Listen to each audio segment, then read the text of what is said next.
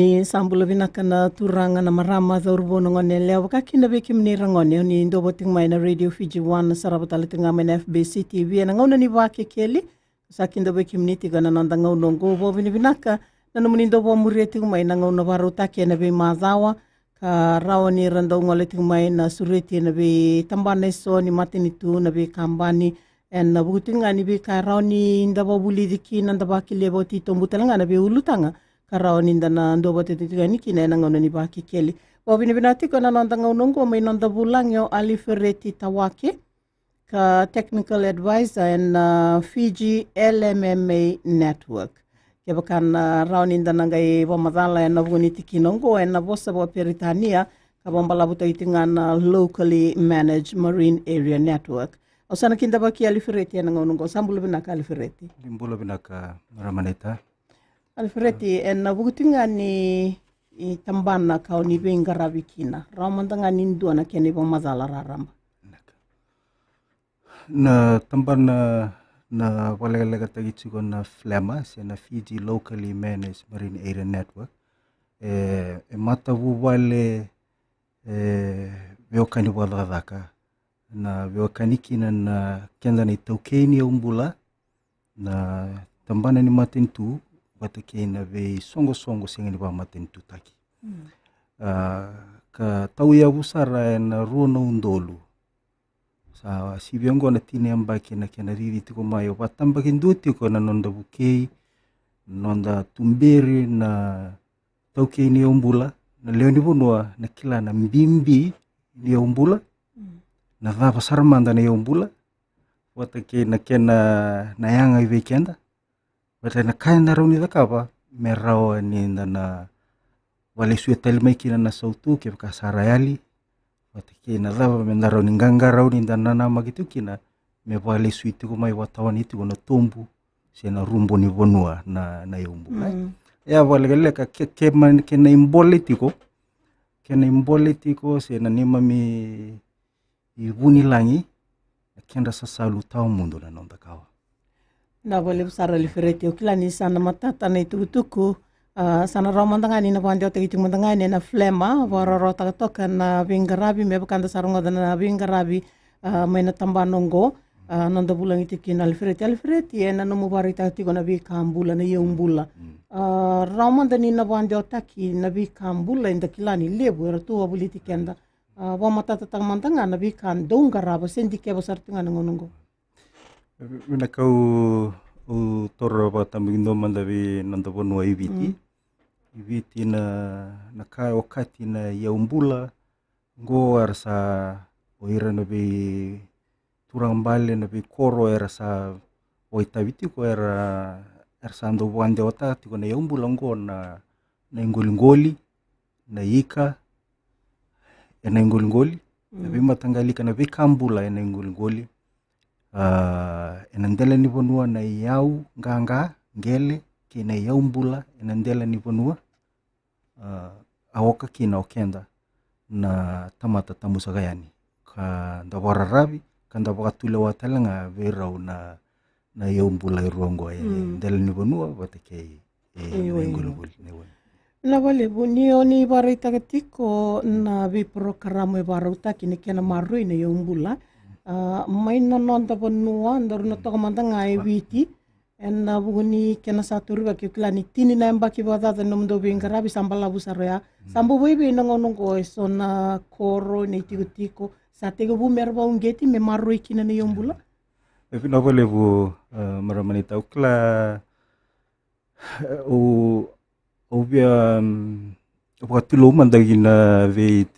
bonua na ve turambal marambal nonda bonua roparongo tumai sa sema oti tali tu ngaki na bingarabi ni FLEMA ni mbula binaka na kila na bingarabi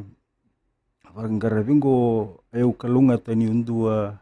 au tebu takatoka mai watake irana sarambale ani na sasanga ngona kena maru ni umbula Evidana kain do lauti o bolin na kene tiga bu itu sengwale bolia erando reida na kau erando tukuni kata kana nanda ungol ni kwa na kau ni kwa ngo e watu esenga ni Ndona kambula Ndin. Io sa kana na kai visau na loma ni tinemba kia matai na nonda raidha na kena mbimbi na yaumbula mai na raidha me kana toromanda ni ngulungu na watu kina dhakau na kila na etaure vida na ngauna vida nemba ki mena mbula kina indona dhakau laseki kene karua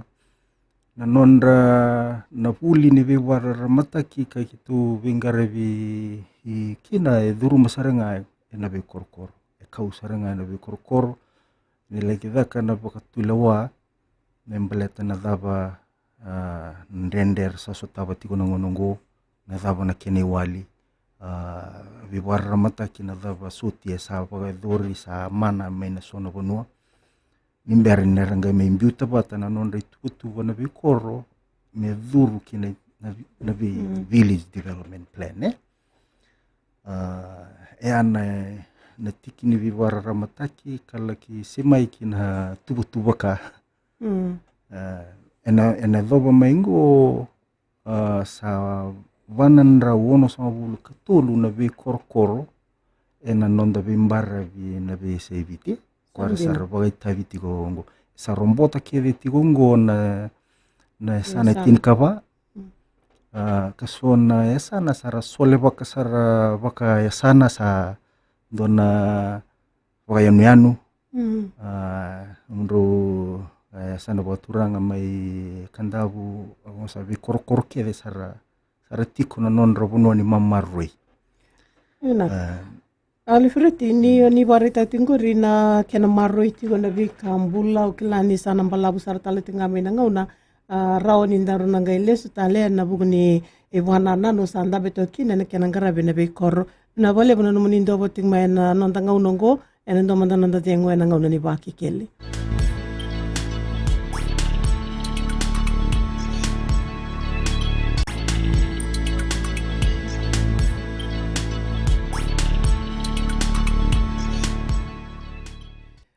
Sabi kinda boy tali tinga na nanda ngauna baru taki ngo bina vale buna numuni borong mai bina vale buna ndobo tingma na FBC TV ena ngauna ni baki keli. Nonda bulang iti ko alifreti tawaki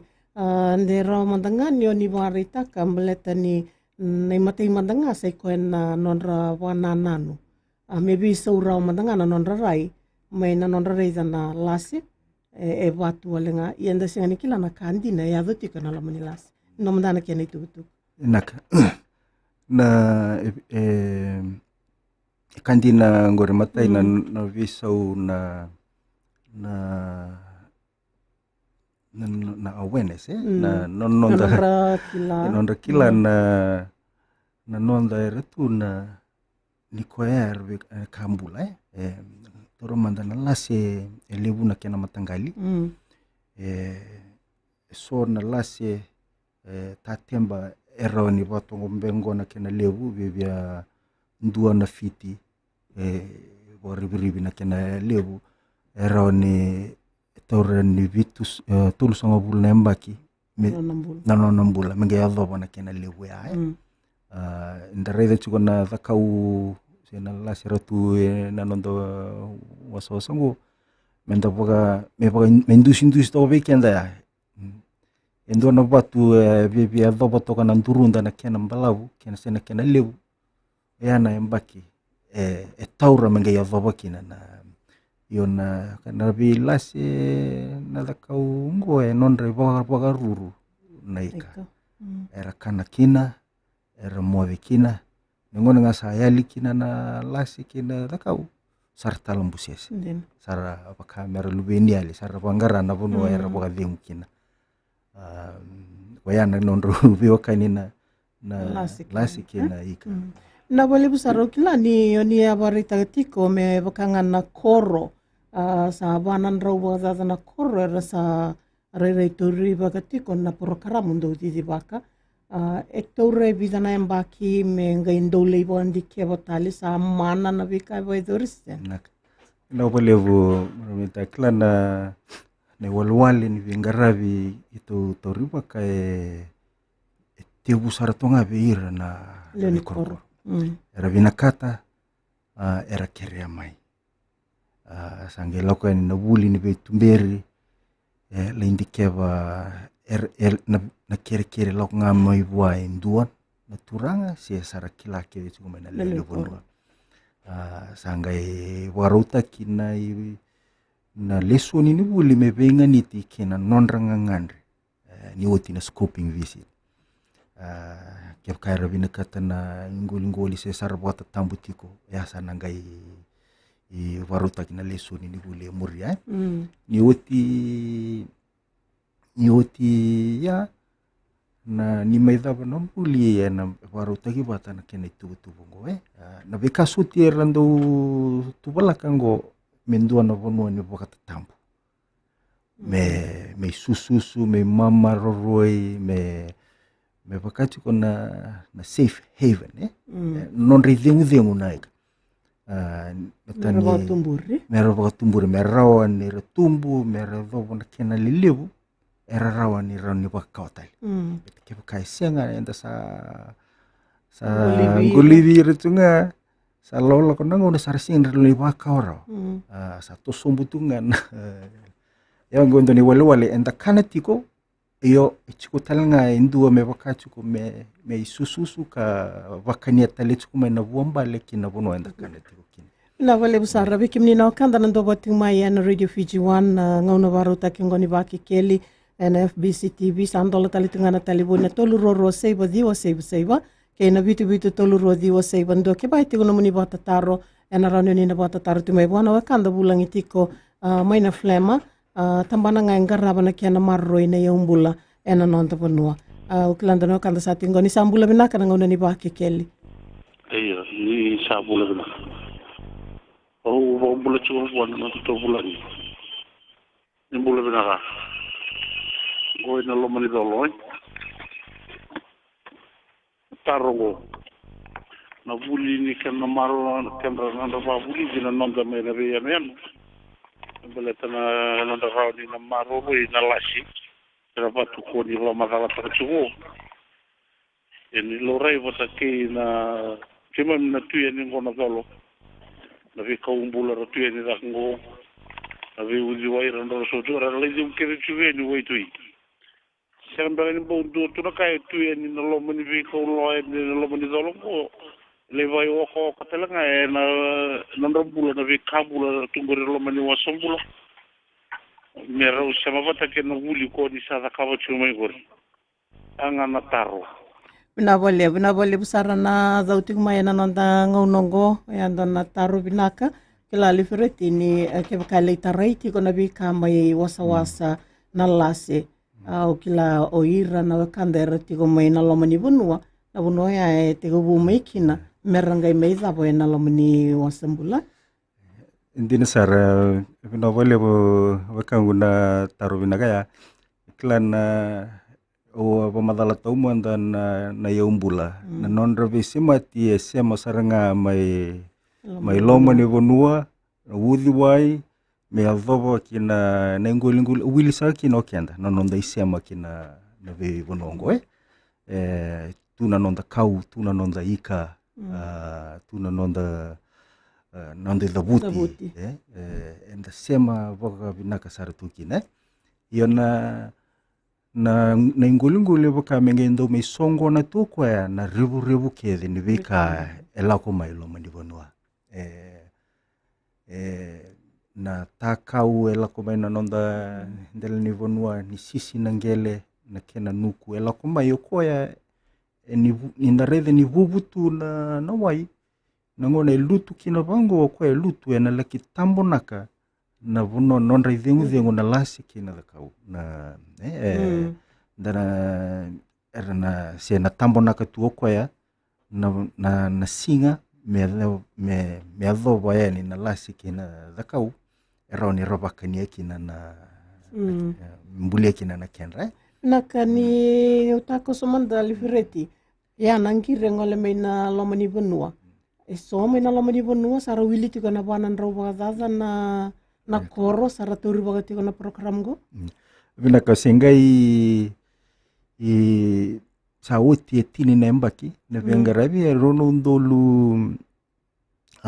tini kavarua tin ka tolu sa tigabu mua ngona me sa tigabu me rida talenga na ngandre me loma ni vonua na vimbo sine sana seranga ngai uti ngango kitu singai tale wachu kina na laki i laurai na ngang kia baka iti ko na ngangandre iyo na kena ngau ni salanga ni kere muri tu nga mai na kere me na koro kina bol ni sana mengai yavo mai kina ina vale usar ni sambula binaka na ngauna ni vaki kele ukila ni sana ndo mandananda tiengo na ngauna ni vaki kele na ngai rauni na teo sema ditukani na vuni bengiri edingo miteo na nanda ngaunongo.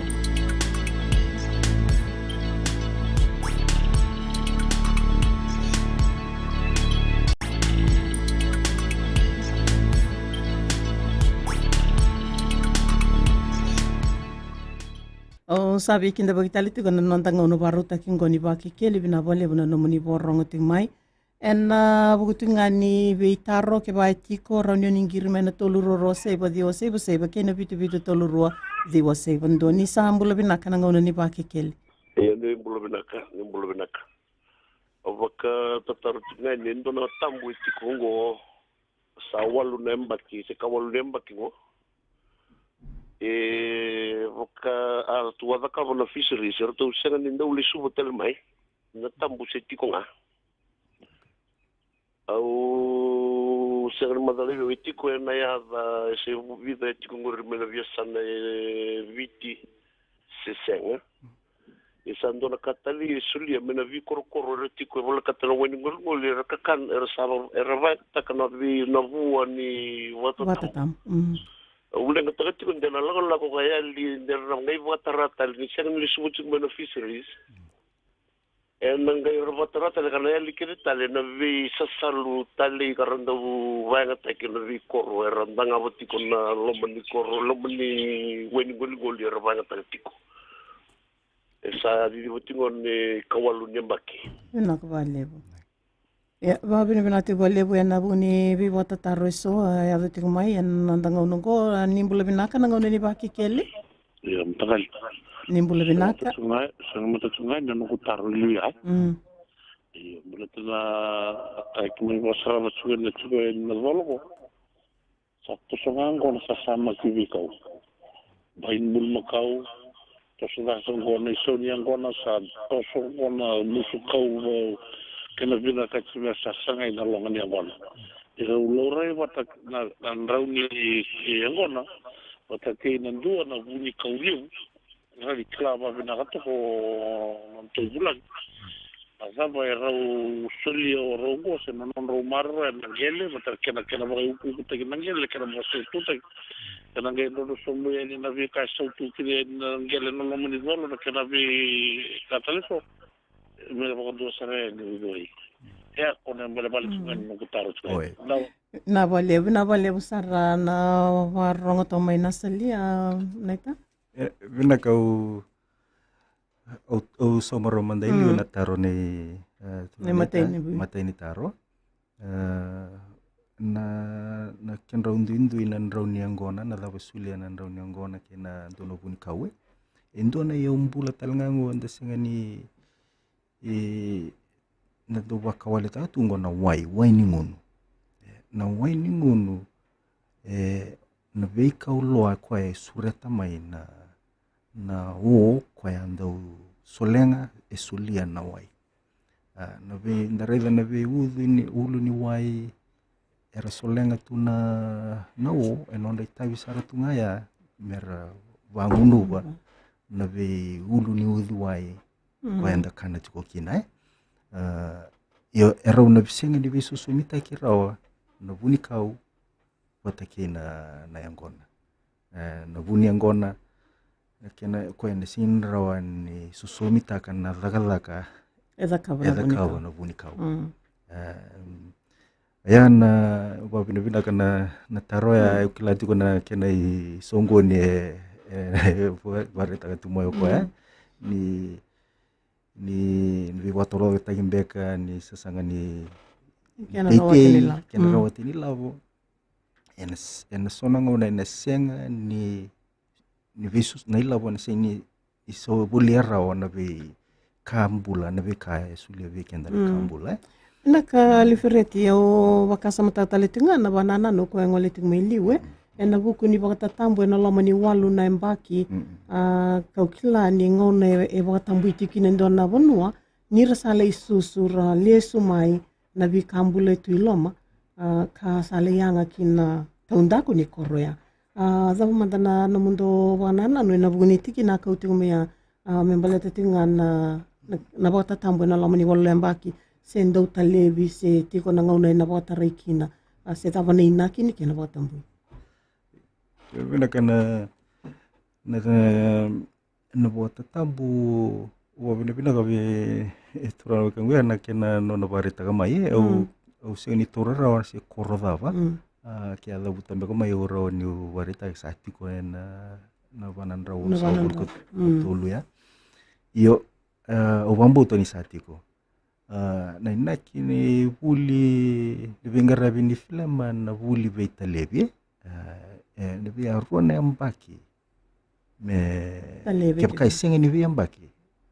la minimum ya be rona ambaki me na ndo list ndo na kana talivi lisu na vi na vingravi yo ndu bolele ni wale mai na vi tambana vingravi ko mbe ngona tambana ni fisheries yo na bota tambu na kena mbalabu na kena vinaka tu no sona bota tambu tundei etiko sona tambu e vangauna dola vangauna ngona ngani songo ngai ndola raunga kina na mangiti ni songo tali etiko na tambu be toki yake wa tambu indua ruana mbaki kana toka ndone sana ni ngoli ngona sa lore kini sa vinaka sanga itoki ve robi ve sawe yona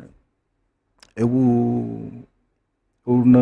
ngai soliti kuna nungu namba ke rauni ngai ngirmi kina na turanga ya rauni ke ronge be talnota kana sema ni vengaravi au bonu niti kuna ina senga ni ndola na nonda tu tambu mina vale busara ni sambula vinaka na ngona ni baki keli iya ni mbulu vinaka no tu anu bota tarobi wake bota wana pulbusi bakta muichanga na ngosi bota taro sa tu ngani ngo wake na vale na bota taro mbaleta na bonu sando no moitale tungango na ngona rando bosu dukina wena kaya na bonu na watule wa ngurai watule wa mangkosa ni matentu mai mbita tuki na indua na moratorium wambote ni atibu mai lima na mbaki ngosa mai sanga chiki metostali na lima tali na mbaki ena kena wana nanunga ni bonu toru tul sama bule mbaki mengai wasuru sara wala gani talinga mena nondo bonu ni bawa sulu na ka ndar na gilis tale na bonu bakani na don matal tunga ngona ni wata tambu ena ndo madan da dengo na ngona ni baki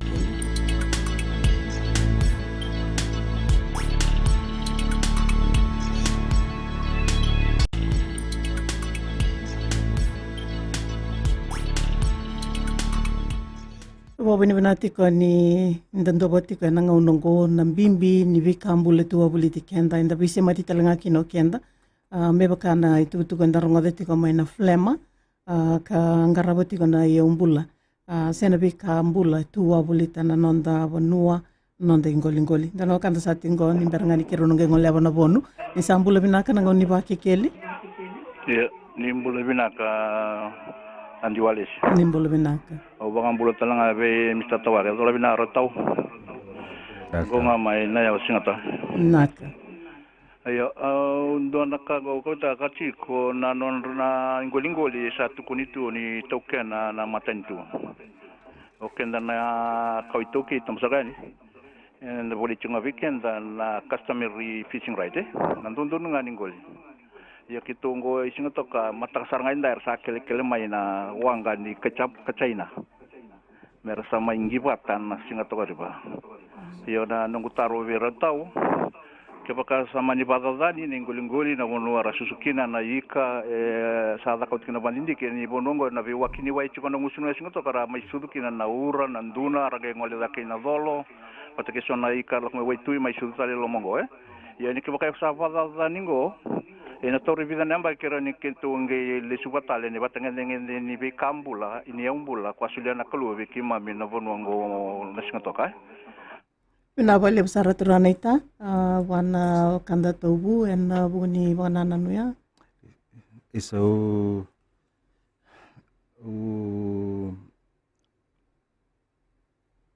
o biar raro bole le nuru ngoda ni tutu ya. Iona sandi na iona na veka mbula na ika na singa tokari ba itu na kene sema wa ndundu sare Lomani bonu na ika so na ika ratugai nangio na ve matangali karatogai mbara bingo era laki pa sudu sara mai ulu sar ni wai era ngai india so mai iona na buku ni no monitaro tau onu sing ni rawan ni umbite kina endua na matani ika na kanga urau ni kaya ena taura sara toka indua na ngau namba labu ke bakasa wadadani en lelibu na kaya wadadani ngona nondra na nguni sala ni nondra belo yaki na mera mai lako mera lako take lamani banua kena nondra ke bakaya wadadani telenga na wai na kata ni wai na biukina sona chemical na gai wakatautaka na nambalabu ni ngau na merna ngai imbula tali se me leus tali kena tutu ya io ena taura sara toka indua na ngau na mbalabu sivia na tini rosanga bulembaki io kepa kai thaka nga bukandua se indua ngana keli mai oti raoni kepa kai lako na keli na venga una sana vivia indua na ngau na mbalabu sar 5 era wani ngai leus tali kena tutu pina bole besar na zama beka na iba sala mai bikim dona flema ke bakai mani reidi mai na be koro na be tiko ni dona non rai umbula se na be kair ndo susukina na non rai ka sa wadada ni dona ngauni sala ramuria me rauni na bukeito kine na buni kena maru ina umbula yo eto o lesu taliti o kina na be watu le watu manda na be korkoro ni mera ni laka indua na watu le wa sindona ndona be watu ro taki mesa tiko raveira na banananu na itukutuku ngo ni mera ni rangai watu le wa yo tukila ni kito netu sasanga sa mera tiko sa totolo tiko mai na be watu ro taki na viva tule wasa laka utiti ko ni berni la ko ni yo ana netu approach kene wale mi ketu sulieti ko rawe rana be itu bibara ramataki ni berni rangai yo enangon ke kai bina kati me poko ta itali non ngoli itu so na kene wale iyo sauleu era ni susu na ika na sasalu sera kwa sarayali bina bole besara na ita bina bole bikimina kanda ndo boting mena nanda ngona ni bake keli ena butinga ni mbimbi ni nanda marro ena bi umbula na be ka tua buliti kenda karoni na babura bakasa moti na banana nungo wir na nanda kawa na nanda marro etal ngani ngo embole tire na nanda kawa ndole sumonte na bonu membele tinga na banana no ngole tinga na bota tambo ni asapa matala to balak yo na bonu okay na matai ko kaka na botura nga to be kenda talanga iviti nandingindingi ena tiu be kenda ndavina kata menda kana bonu tiko ena ndona ngona balau se menda sa tamus o tike ngoe endina ni kwa mai takosuki na lawa wakaturi ni maten tungo na moratorium me rawa ni maroroya na tina ni bonu kwa na stock kwa toka ngo weekenda merao ni va tumbukawa kina ni ko na bunu iti kungo na londa wasa ibiti singa walnga ni yavu kinga ibiti lawiri ke ibiti ko na Pasifika na bunu era lako singa walnga ni nonda tu ibiti ko ya ko kambi ibiti kina nonda tu marro era ninda na uklan na raimanda mena tinika diwa rono ndul wala da katalanga kina ndona moritoro lima nembaki loure saranga na visa ni non bulan na bon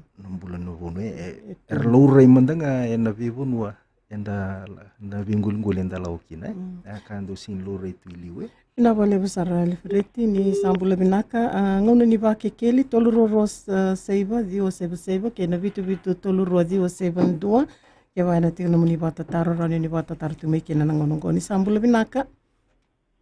yo andro binaka maramli walis ni mbula binaka no muni bata taro langa wan to bulan to kai ngona taran lawa kebaka ko twinchi ngoya non to ngai bizana fitia kebaka sama ni kunin dona tumbula ba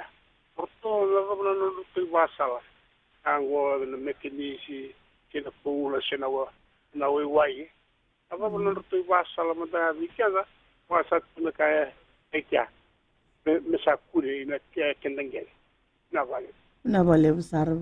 na vale bona ndoba to mai na ndangon ngomena lawa au klana ndomanda nanda zingwe na ngona ni vaki kel ni mer ni vaza varitiko na ndangon ngo hena heka vindi ndai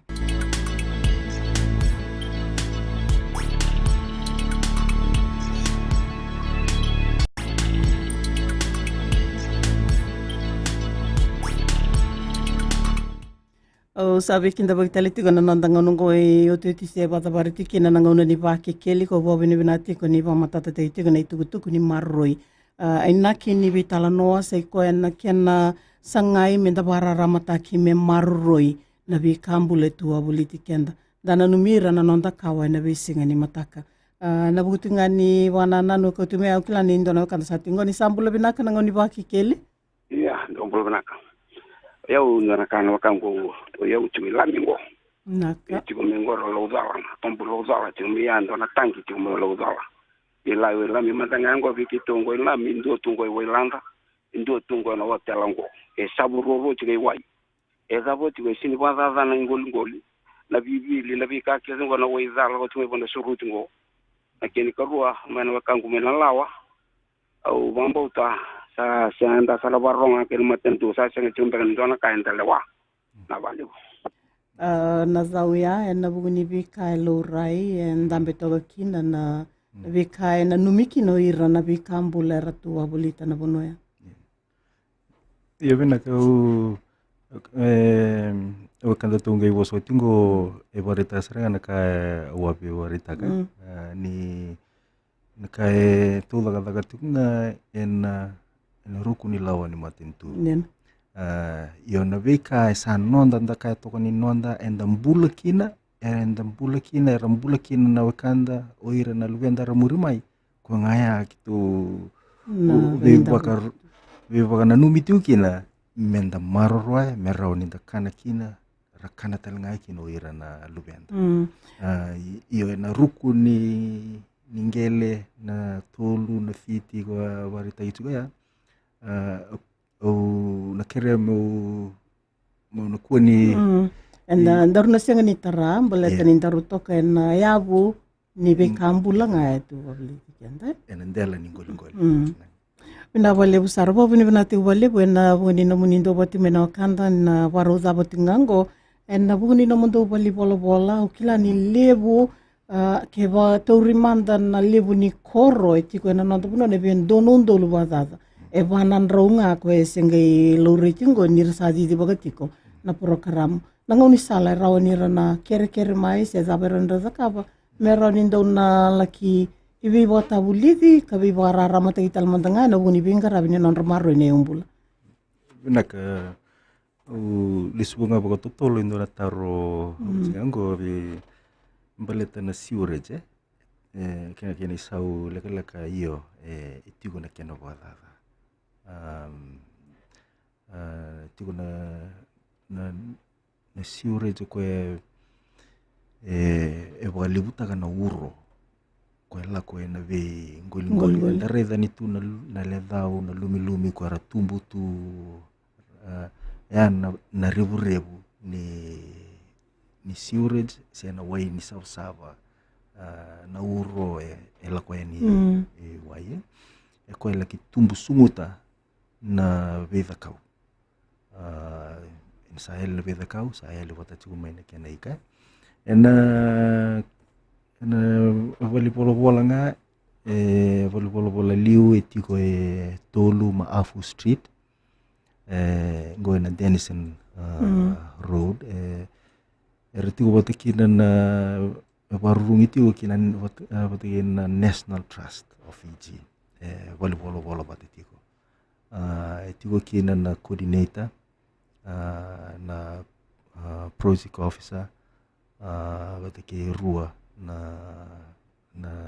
data manager kwa doutor tuku yo na vei mata ni umbula esa tiko na via sana keve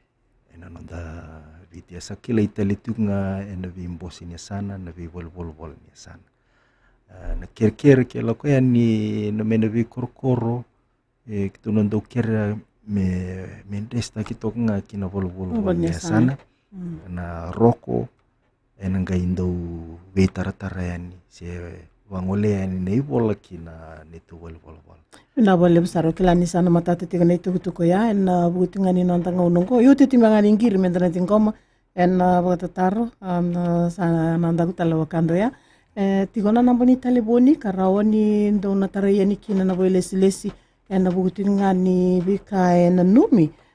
merawani na anda turbombimbi wikimni na wakanda rirai tuna yombula anda kilani saba katazani na bingo ni sale ronga ni rananga i watataro me warara mtekina nonrumbulu pepena kana wol ngana nambani taliboni sena landline tolu saiva ndua walu saiva vitu tolu saiva ndua walu saiva vitu na taliboni bekau yaki sena mobile na dio tolu rua ono dio tolu rua ono veira na waka Facebook itiko talanga kina na Facebook na Fiji LMMA network ronio ni search tanga kina sena fa la mama na bole busara alfereti na itukutukum benga mai zabotikina na ibo sala leka roni ndombiuta membaleta na maruni umbula kana nitana naituba kini nonde gulunguli nonde yombula nangonongo sa chiku nendo na kena itutu na yete toromanda ningulungoli na ika enda na rono ndolu tulu sama bulu enda na obiti enda ngandreva tale ono sama bulu pasiente ni ka enda rawata tiungo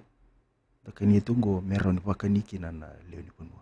ina bale besar klani sauni na torto na itu ko ya sa ngauni salasar ngani nonton marro rawani ngo meroni na lei tumbu dake kabinaka kina na yau na kakana sena ika na ingolingoli meba ka pa madala tikina na wakanda na nonton ngonongo sana zapoti kana nonton ngono ni baki keli kasaboni ni binati ni beki muni na kena tingomi binaka tikona ibo sala kabibara ramata tikina na flema